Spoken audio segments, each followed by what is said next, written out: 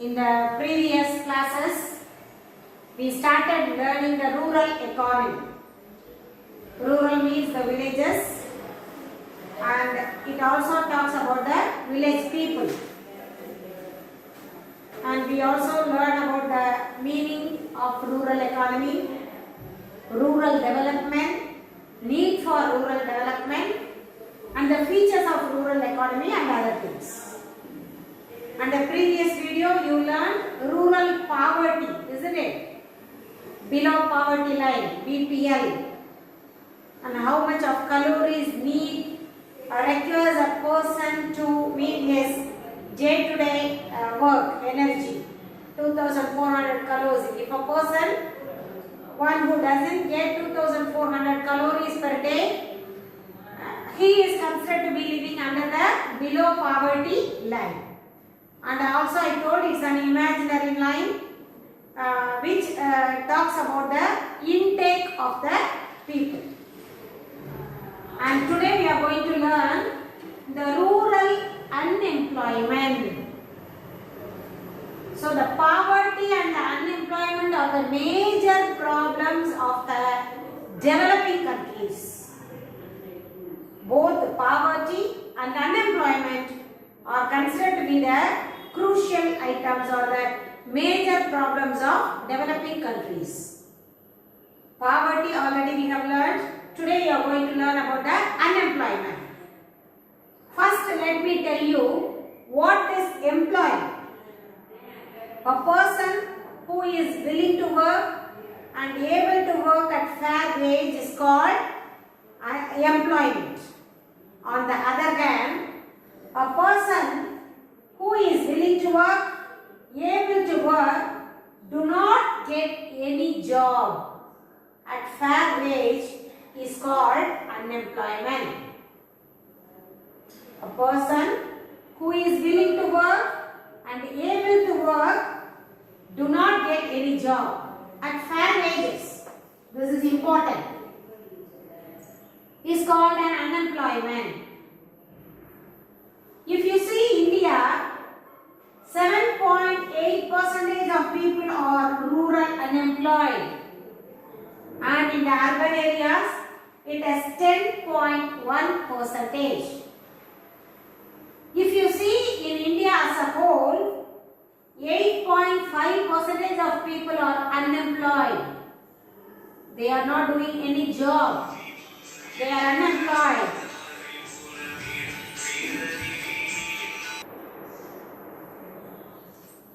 And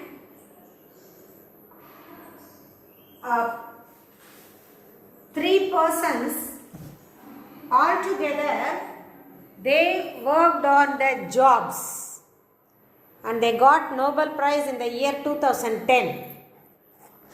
Those 3 persons named together, it is considered to be DMP model.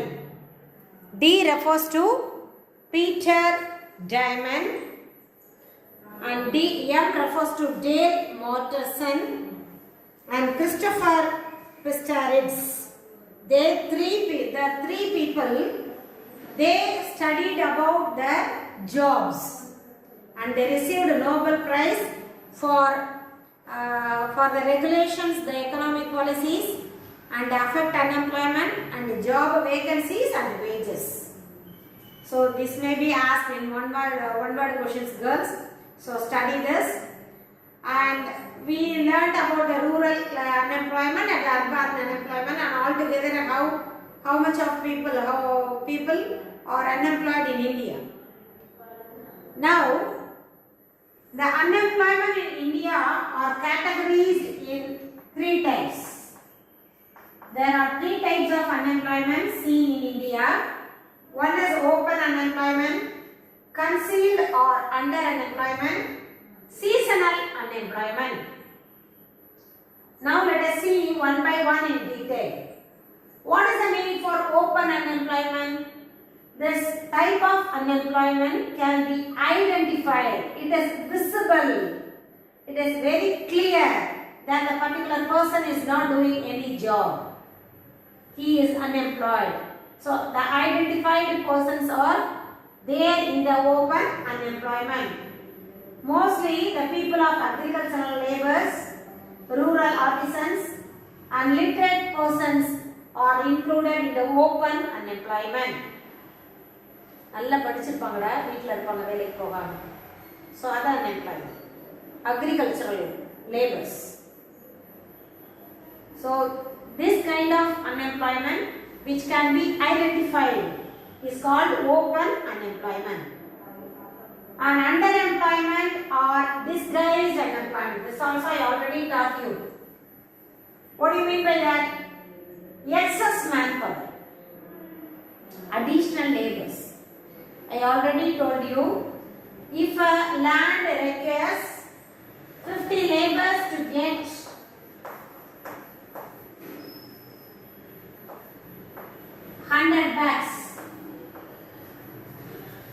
100 bags of rice. 50 labors are required to produce 100 bags of rice. But there 60 labors are working, but the production is same 100 bags only. Though the number of the labors increased, the production is not increased. That is, the excess manpower is not utilized. The unutilized manpower. Because of the unutilization, there is no productivity at all. So this kind of unemployment is called concealed unemployment, underemployment or disguised unemployment. Disguised means மறைமுக. அவங்க வேலைக்கு போறாங்கடா, but though they are working, the productivity is not increased. There is no increase in the productivity. So this type of unemployment is called disguised unemployment. And seasonal unemployment, already you all know that in the agricultural field we can see this type of unemployment because the people in the village area, they mainly depend upon the nature for their production. If there is a fail in the monsoon or if there is a fail in the season, they cannot get any production. And moreover, if they are producing a crop in a year, they will have the work for 3 to 4 months and remaining 7 months or 6 months they remain unemployed. Isn't it? For example, if they are plowing the field and sowing the seeds and other things, they will have their work for the particular period of 3 to 4 months.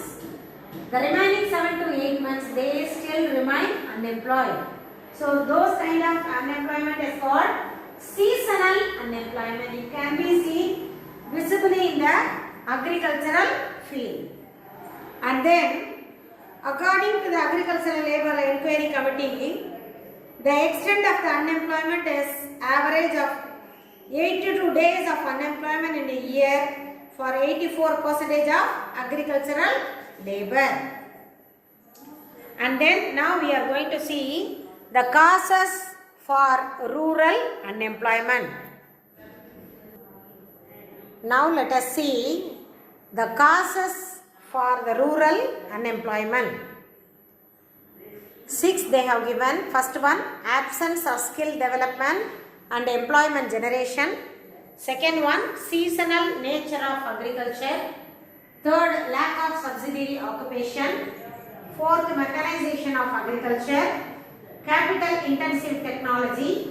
Defective system of education. The first one, absence of skill development and employment generation.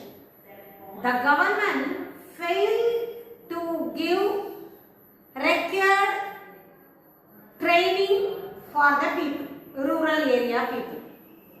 So the lack of government initiatives to give the required training to generate the employment opportunity. So it has to give training to the people of the village how to generate the employment opportunity by themselves. For example, self-employment scheme. So in such schemes, in such areas, the government has to give them training. As the government is not taking any steps to initiate any steps to eradicate the rural unemployment, it is increasing nowadays. Second, seasonal nature of agriculture. Actually, as I said, agriculture operations are mainly depend upon the nature, isn't it? So mainly they depend upon nature and the rainfall, monsoon rains and other things. So the demand for the labor becomes negligible during the off season. So non-farm employment opportunities must be created. That means in the absence of agricultural work, they have to give them training in the non-farm activities. That means apart from agricultural, they have to give them some trainings in other works. For example, இப்போ season இல்லாத பீரியடில் coir இல்லையா, அந்த mat போடுறாங்களா, coir mattresses அந்த மாதிரி கொடுக்கலாம். So இந்த தேங்காய் உரிக்கிறதுல தான் அந்த தென்னை நார் கழிப்புலேருந்து செய்கிறது, பஞ்சிலேருந்து செய்யக்கூடியது, ஓலையிலேருந்து செய்யக்கூடிய பனை ஓலை பொருட்கள், இதெல்லாம் வந்து நான் farm activities. So related to the they give them training, they will be employed. So அந்த மாதிரி ஆக்டிவிட்டீஸ் கொடுக்கணும். Lack of subsidiary action. Usually rural people are not able to start subsidiary occupations such as poultry, rope making, piggery, etc. Due to this shortage of fund for investments and a lack of proper marketing arrangements. So நான் இப்போ சொன்ன மாதிரி இதெல்லாம் subsidiary occupations. Coir mattresses போடுறது, பனை ஓலை பொருட்கள் செய்கிறது, போர்ட்ரி பானை செய்கிறது, சின்ன சின்ன அந்த கிராமங்களில் கிடைக்கக்கூடிய ரிசோர்ஸஸை வச்சு செய்யக்கூடிய வேலைகளுக்கு, even though the resources the raw materials is available, they are not getting any chance to invest. They do not have enough money to invest in the particular occupation. அவங்களுக்கு அந்த ரா மெட்டீரியலை வாங்குறதுக்கு கூட அவங்க கையில் பணம் இருக்காது. Even though they are producing, they to not have enough marketing facilities. So செஞ்ச பொருளை கொண்டு போய் விற்கிறதுக்கு அவங்களுக்கு மார்க்கெட்டிங் ஃபெசிலிட்டிஸ் கிடைக்கலன்னா அவங்களால சர்வை பண்ண முடியாது. And also to the restrict of employment opportunities and the rural family incomes.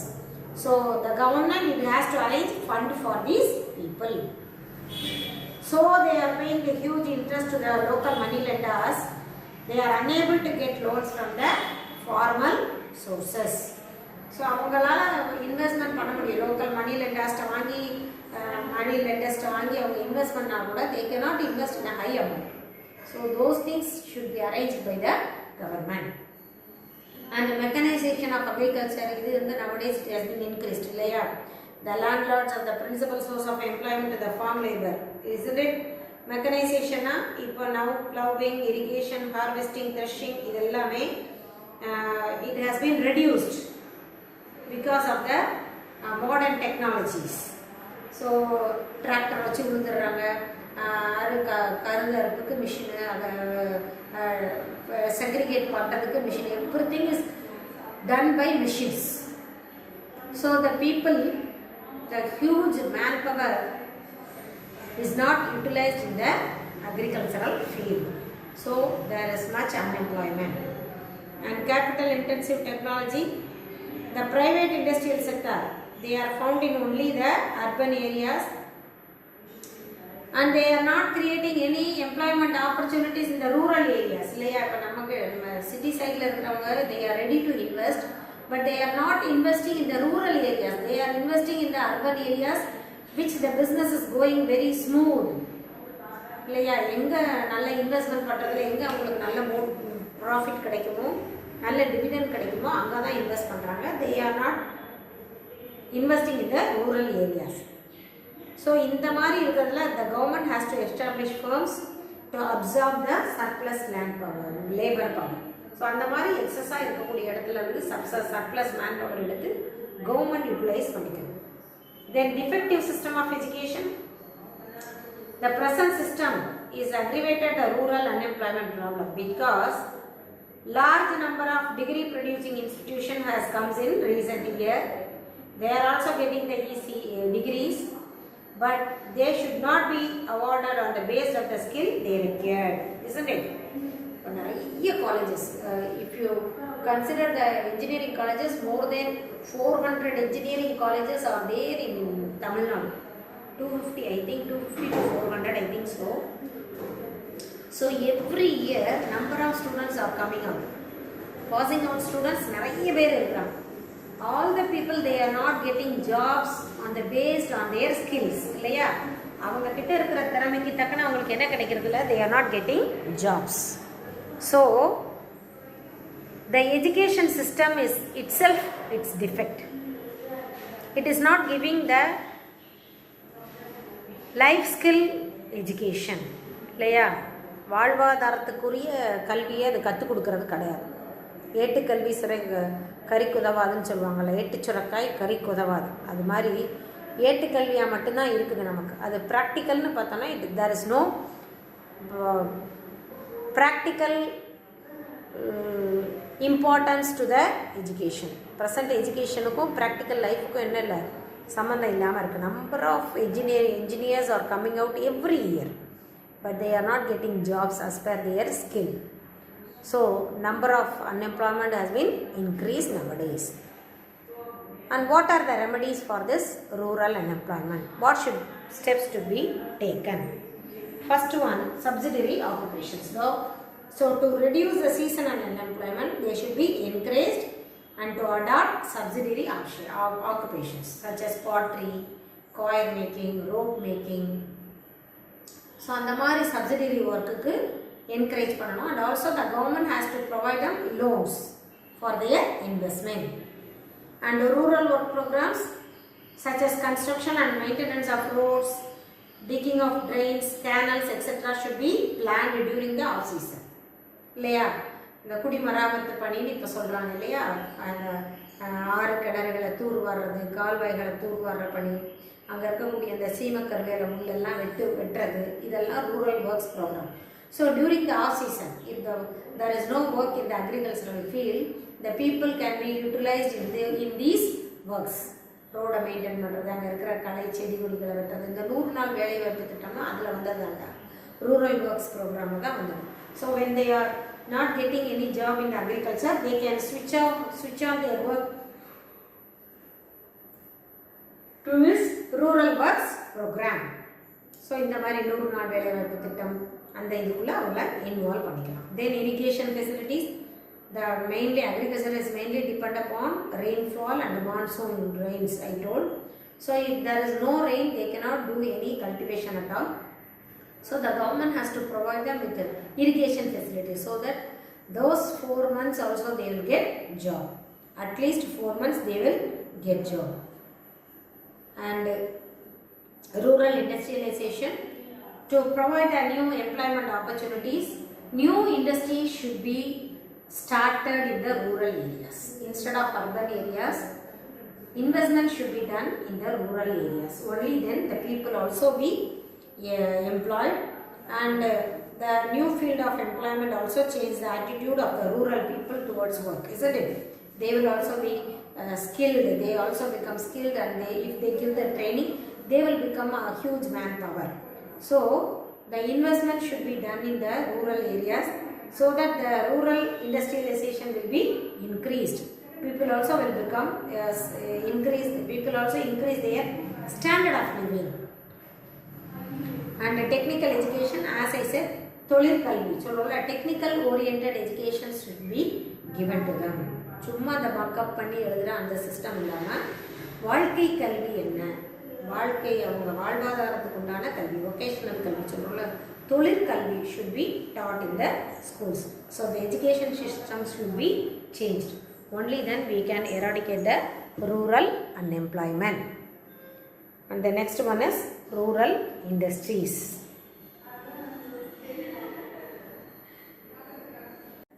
The next one we are going to see is rural industries. Usually the rural industries are depend upon the resources which are available in the local areas. So basically the industries, it is run by the rural people in the rural areas, The resources are available in their local areas. With the help of the resources available in the local areas, they are functioning an industry is called rural industries. These rural industries are categorized by cottage industries, village industries, small industries, tiny industries and agro-based industries. Now let us see one by one in detail. First one is cottage industries. The cottage industries are, they generally associated with the agriculture,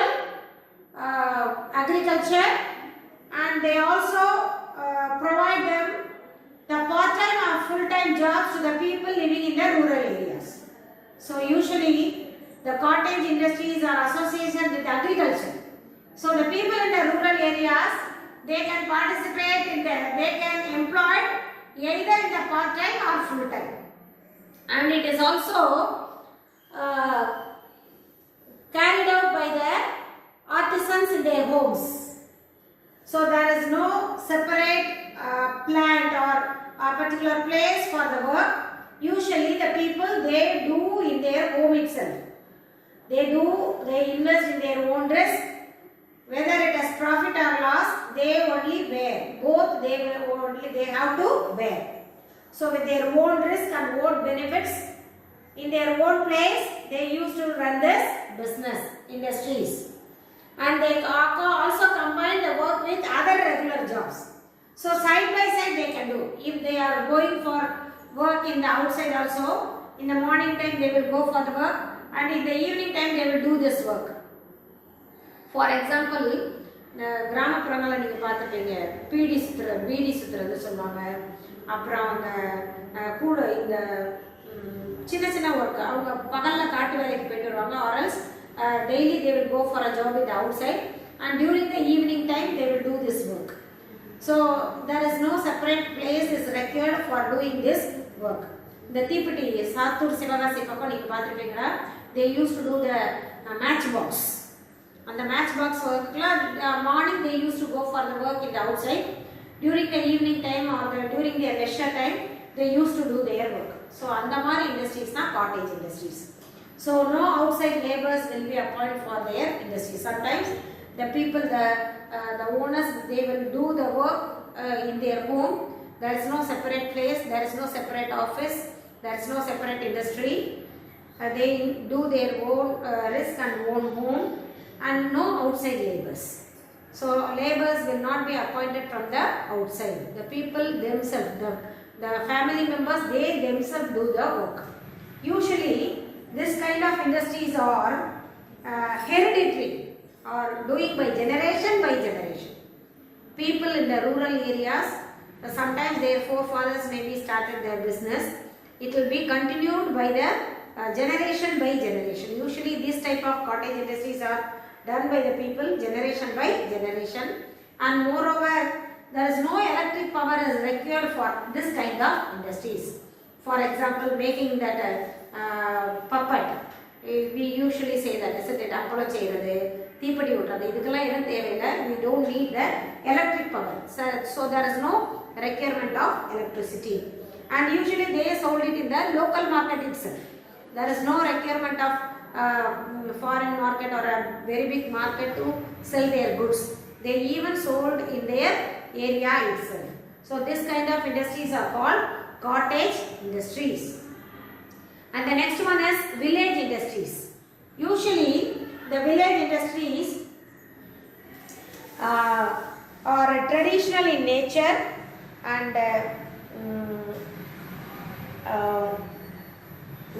depend upon the local raw material. This is also depend upon the local raw material, and they use the local population. They use the laborers as their local people as their laborers. For example, can and bamboo, shoemaking, pottery, leather tanning, all that comes under the village industries and also the cottage industry. Both are similar to be same. Both cottage industries and village industries are seems to be similar. And the handmade paper, pottery, washing, soap making, cutlery, lock and key, everything will be included both in cottage and village industries.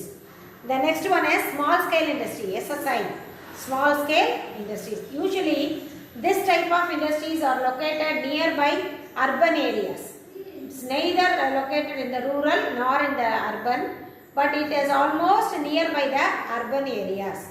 And they produce goods for not only for the local market and also for the foreign markets. So the people those are making goods in the small scale industries, they not only sell in the local market but also sometimes it will be exported to the foreign countries.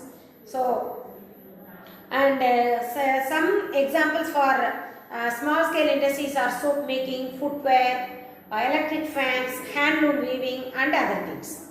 And this kind of small scale industries are called as micro, small or medium enterprises. That is MSMES I have given.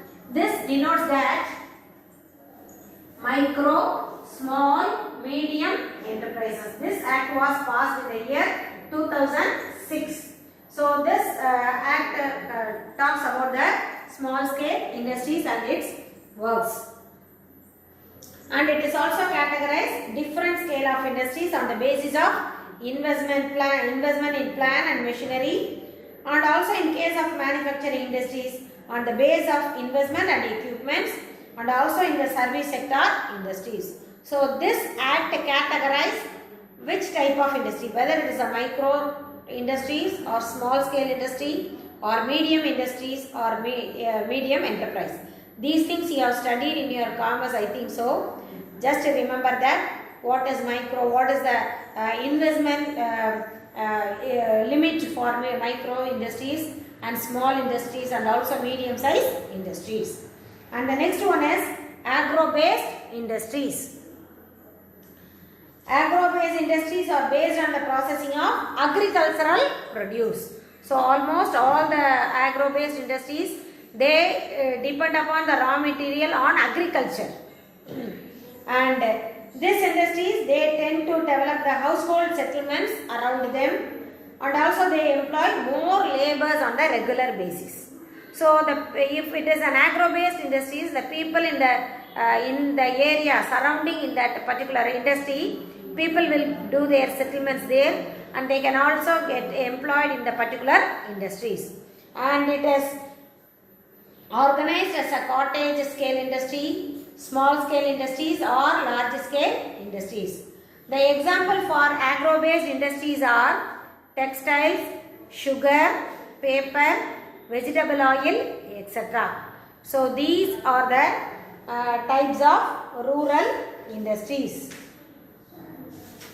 And in the next class we will see about the rural indebtedness and the causes and also remedial measures to remove the rural indebtedness. After watching the video, start reading the book pages, girls. Only then you can understand. Thank you, girls.